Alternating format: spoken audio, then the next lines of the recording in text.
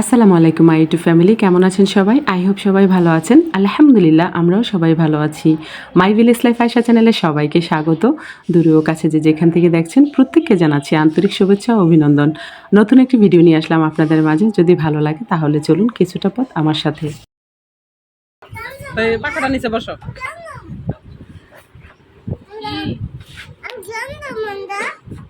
কোথায় কোথায় যাবা?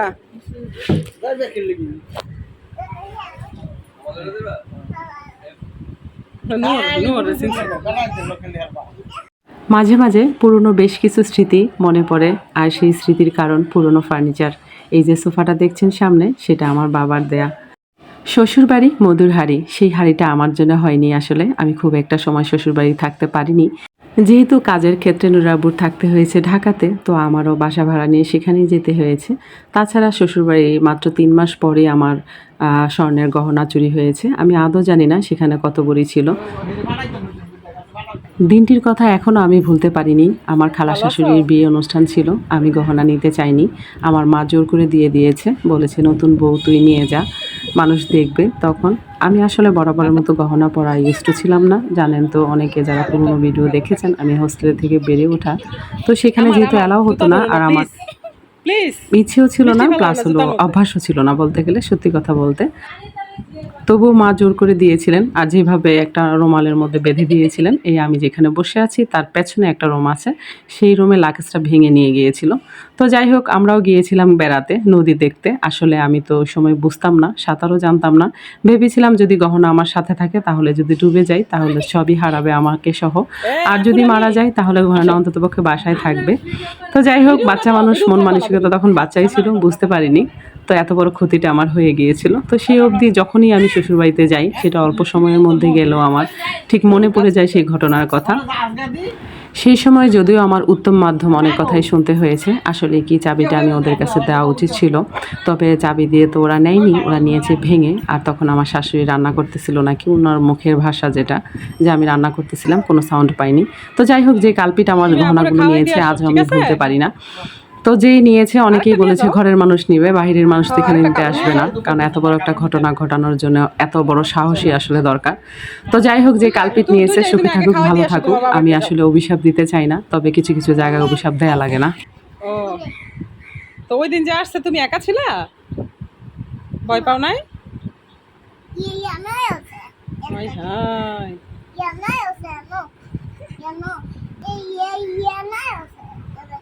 বুঝছো সাজিদ? আর কিন্তু যাবা না, ঠিক আছে?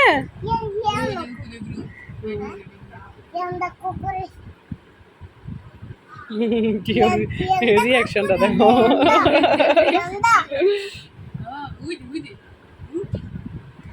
কি খাইছো সকালে সাজিদ? আব্বু, কি খাইছো সকালে? মজা? কি মজা? সিম? ও চিপস। ও, আমি কানে কম শুনি। হ্যাঁ,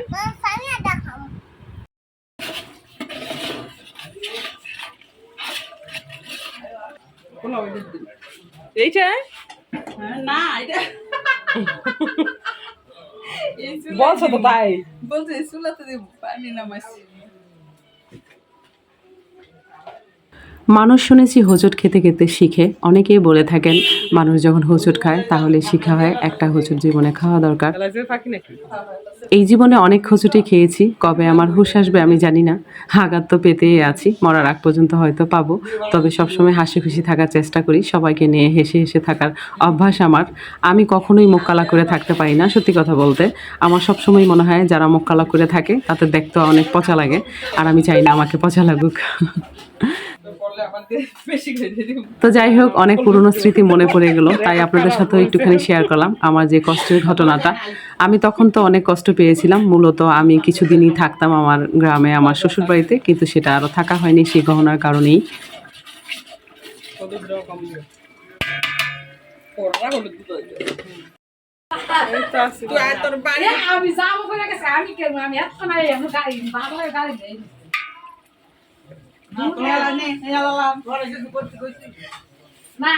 সকালে ফোন দিচ্ছে, আমার জানাই নেই তো, আমরা সারপ্রাইজ বলছি।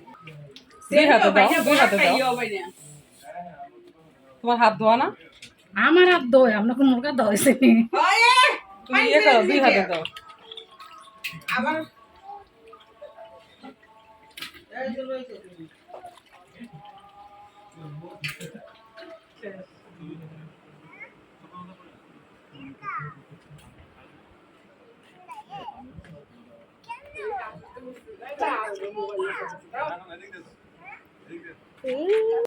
জাতীয় মাছ।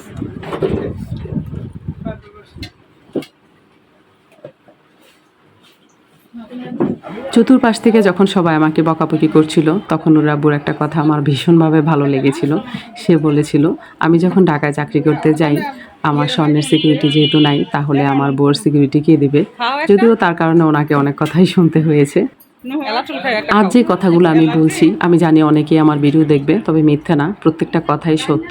তবে এই কথাটা যদি 23 বছর আগে হতো তাহলে অবশ্যই বলতে পারতাম না। আজকে এই কথাটা বলার জন্য আমার 23টা বছর সময় লাগলো, মানে ওপেনলি আমি বলতে পারছি। এবার ভাবুন। পুঁটিও তো খায় না, পুঁটিও না, অ্যালার্জি যেগুলো যেগুলো এগুলো খায় না। হ্যাঁ, না খাইতে খাইতে হ্যাঁ অভ্যাস হয়ে গেছে, ওই দিয়ে খায়ও না। আমার 2 ননদ মিলে রান্নাটা করেছে। একটা তো আমার নিজের ননদ আর একটা চাচাতো ননদ, আর আমার শাশুড়ি তো হেল্প করেছে। তো যাই হোক রান্না ভালোই হয়েছে দেখে মনে হচ্ছে। তবে আমি তো মাছ ফ্রাই নিয়েছি, আর বিশেষ করে ডালটা আমার কাছে খুবই লাগছে, ওয়াও লাগছে। আমার শাশুড়ি নাকি সকালবেলা রান্না করেছে।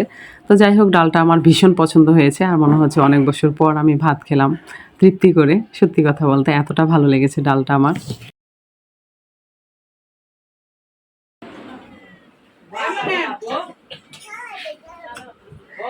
লেবু নাও নাই? লেবু নাই না? মন নাই গো। হ্যাঁ না, কিসের দিবা?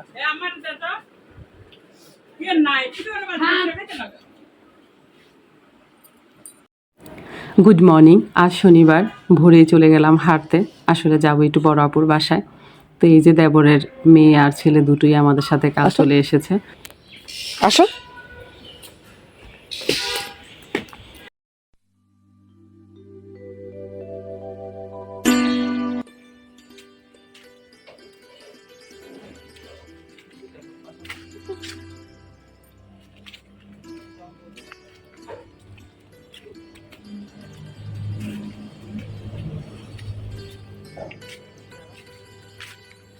আমাদের বাড়িটা পরিত্যক্ত বাড়ির মতো লাগছে।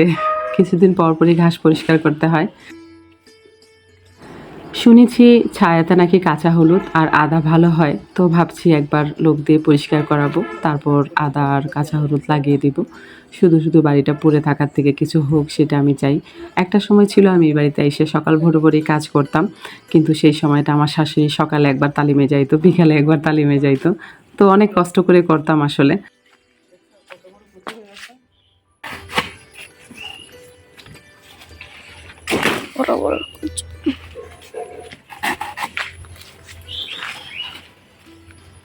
এরকম দুইটা হইলে তরকারি হয়ে যাবে না?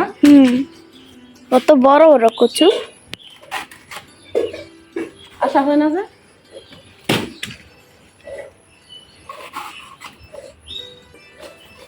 কিছুটা রেখে দিলাম না। আর এখন তো তাকে দেখে রীতিমতো আমার মায়া লাগছে। আমি যখন প্রথমে গেলাম রাস্তায় দেখে তো আমার শাশুড়িকে চিনতেই পারছিলাম না। আমার এখানে থাকার অবস্থা, যে অবস্থা ওনার ছিল, একদমই পরিবর্তন হয়ে গেছে। ওনাকে দেখে আমি চিনতে পারছিলাম না ফার্স্টে। মনে হয়েছে যে পাশের বাসার কোনো মহিলা দাঁড়িয়ে আছে। তো যাই হোক এখন যেহেতু দায়িত্ব ওনার উপর পড়েছে, উনি তো আর ফেলতে পারবে না। তবে উনি যেভাবে ইষ্টিপিষ্টে দায়িত্ব পালন করছে, মনে হচ্ছে শুধু বয়সটাই বেড়ে গিয়েছে। এছাড়া উনি একদম আগের অবস্থানে চলে এসেছে। ওনার মনে শক্তি অনেক বেশি দেখলাম। যেটি মা আবার ফুপি গো বাসাতে আবার যাইবাও নাই। তোমার কুপির বাসা না? আমি এখানে যাই না।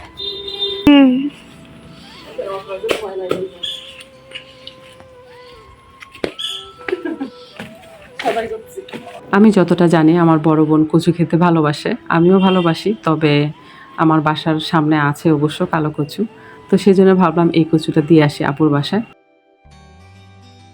তো আমার বাসা থেকে কচু কেটে আপুর বাসায় দিতে গিয়ে একটু দেরি হয়ে গেল, যেহেতু গেস্ট বাসায় আছে, তো রান্নাবান্নার একটা চাপ থাকে বুঝতেই পারছেন।